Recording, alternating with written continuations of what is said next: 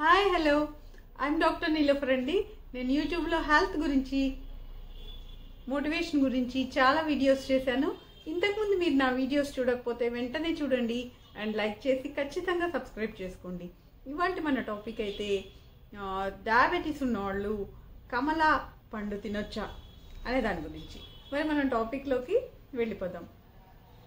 మామూలుగా ఈ కమలా అనేది చాలా మంచి యాంటీఆక్సిడెంట్స్ ఉన్న పండు. తర్వాత ఏజింగ్ని కూడా తగ్గిస్తుంది. దీంట్లో వైటమిన్ సి అనేది ఎక్కువగా ఉంటుంది. తర్వాత ఫోలేట్ అనే ఒక విటమిన్ కూడా ఉంటుంది. దీంట్లో పీచు పదార్థం ఉంటుంది.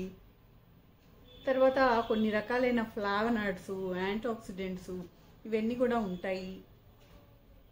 పొటాషియం కూడా దీంట్లో ఎక్కువగా ఉంటుంది. ఒక పెద్ద కమలాన్ని తీసుకుంటే, ఒక మీడియం సైజు లేకపోతే కొంచెం పెద్ద సైజులో ఉండే కమలాన్ని తీసుకుంటే దాంట్లో 85 క్యాలరీస్ ఉంటాయి. మరి దాంట్లో 22 గ్రాముల పిండి పదార్థము, 17 గ్రాముల షుగరు, 4 గ్రాముల ఫైబరు ఉంటాయి. మరి అంతేకాకుండా దీంట్లో ఒక 20 మిల్లీగ్రాముల వైటమిన్ సి కూడా ఉంటుంది. దీని గ్లైసిమిక్ ఇండెక్స్ కూడా ఒక 35 నుంచి 43 ఆ మధ్యలో ఉంటుంది అనమాట. అంటే ఇది లో గ్లైసిమిక్ ఇండెక్స్ కింద లెక్కలోకి వస్తుంది. అయితే ఈ దీంట్లో ఫోలేట్ కూడా ఉంటుంది కదా. ఈ ఫోలేట్ వల్ల ఏంటంటే ఇన్సులిన్ రెసిస్టెన్స్ తగ్గుతుందని కొన్ని స్టడీస్ కూడా చెప్తున్నాయి. దీంట్లో ఉండే పొటాషియం వల్ల బీపీ ఉండే వాళ్ళకు కూడా ఇది ఉపయోగపడుతుంది. దీంట్లో ఉండే యాంటీఆక్సిడెంట్స్, ఫ్లావనాయిడ్స్ వీటి వల్ల ఏంటంటే ఆక్సిడేటివ్ స్ట్రెస్ అనేది తగ్గుతుంది. తద్వారా ఏంటంటే షుగర్ ఉన్న వాళ్ళకి ఇది తీసుకోవటం వల్ల ఆక్సిడేటివ్ స్ట్రెస్ తగ్గటము, తర్వాత ఇన్సులిన్ రెసిస్టెన్స్ తగ్గటము, ఇన్సులిన్ సెన్సిటివిటీ జరగటానికి అవకాశం ఉంటుంది. కొన్ని దేశాల్లో ఎర్రగా ఉండే కమలాలు కూడా దొరుకుతాయి అన్నమాట. ఈ ఎర్రగా ఉండే కమలాల్లో లోపల గుజ్జు కూడా ఎర్రగా ఉంటుంది. దీంట్లో ఏంటంటే యాంథోసైనిన్స్ అనే పదార్థం ఉంటుందన్నమాట. ఈ పదార్థం శరీరంలో ఎక్కువగా ఉండే ఇన్ఫ్లమేషన్ని తగ్గిస్తుంది. సో దానివల్ల హార్ట్ సమస్యలు కూడా రాకుండా ఉంటాయన్నమాట.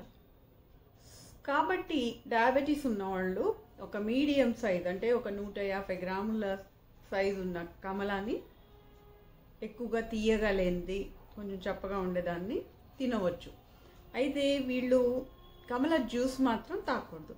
ఎందుకంటే జ్యూస్ అనేటప్పటికీ 2-3 కమలాలతో తీయాల్సి వస్తుంది, కొంచెం చిన్న గ్లాస్ అయినా సరే.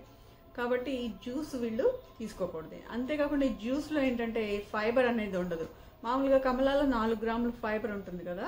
ఈ జ్యూస్ తీసినప్పుడు ఫైబర్ తీసుకోరు కాబట్టి డైరెక్ట్గా షుగరు, పిండి పదార్థం తిన్నట్టు అవుతుందన్నమాట. అందుకని డయాబెటీస్ ఉన్నవాళ్ళు కమలా జ్యూస్ మాత్రం తాగకూడదు.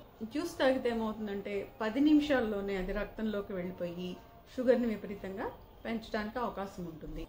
కాబట్టి డయాబెటీస్ ఉన్నవాళ్ళు ఒక మీడియం సైజ్ కమలాని వాళ్ళు తినవచ్చు అనమాట. అది స్నాక్ టైంలో తీసుకుంటే మంచిది.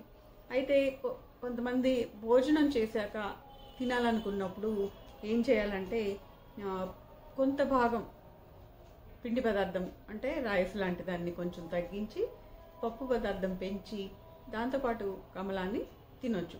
ఎందుకంటే భోజనంతో పాటు తిన్నప్పుడు దీంట్లో కూడా పిండి పదార్థం ఉంటుంది, భోజనంలో కూడా పిండి పదార్థం ఉంటుంది, తర్వాత షుగర్ కంటెంట్ ఉంటుంది. కాబట్టి అన్నీ ఒకేసారి మామూలుగా తీసుకునే ఆహారం తీసుకొని ఇది కూడా తీసుకుంటే పెరగటానికి అవకాశం ఉంటుంది. కాబట్టి ఆ విధంగా తినాలి, లేకపోతే స్నాక్ టైంలో తినొచ్చు. అంతేకాకుండా డయాబెటీస్ బాగా కంట్రోల్లో ఉన్నప్పుడు ఇలాంటి పండ్లు తీసుకున్నప్పుడు తొందరగా పెరగదనమాట. కంట్రోల్లో లేకపోతే కొంచెం తీపిగా ఉండే పండు తీసుకున్నా కూడా షుగర్ ఉన్న పండు, పిండి పదార్థం ఉన్న పండు తీసుకుంటే షుగర్ పెరగటానికి అవకాశం ఉంటుంది. కాబట్టి కంట్రోల్లో ఉన్నప్పుడు తినొచ్చు ఇలాంటి కమలా లాంటి పండ్లు. అసలు డయాబెటీస్లో ఒకే రూల్ అండి, ఏంటంటే పోర్షన్ కంట్రోల్ అనేది.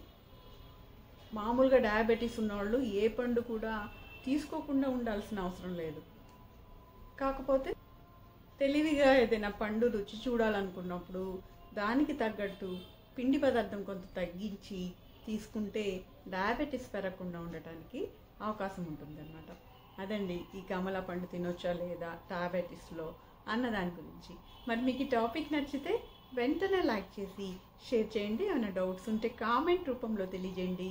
అండ్ సబ్స్క్రైబ్ చేసుకుని నోటిఫికేషన్ ఆన్ చేసుకుంటే ఇలాంటి మరిన్ని మంచి వీడియోస్ మీరు చూడగలుగుతారు. And thank you for watching. మరొక వీడియోలో మళ్ళీ కలుద్దాం.